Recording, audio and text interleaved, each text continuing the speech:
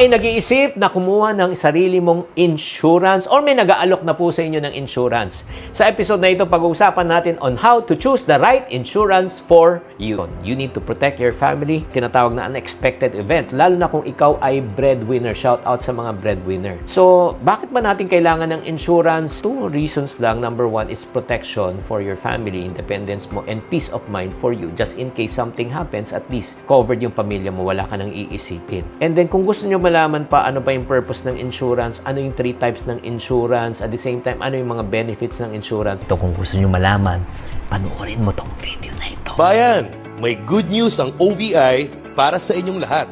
Nandito na ang pinakahihintay natin, ang pagbabalik ng mas pinaganda at pinalakas na proteksyon para sa mga magigiting nating overseas Filipino workers.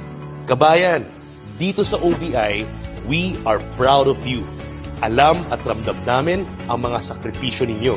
At dahil importante kayo para sa amin, we want the best and full coverage protection para sa inyo. Introducing our Kabayan Silpro Coverages. Sadyang ginawa para sa iyo, kabayan. Kaya ano pang hinihintay nyo? Tara na, samahan mo kami na maging parte ng solusyon and become part of the mission in spreading the good news of financial protection and financial independence.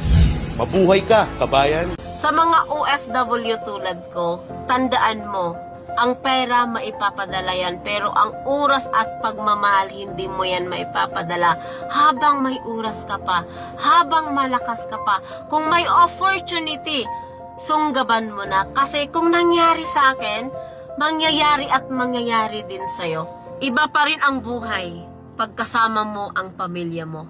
Be the next OFW success story.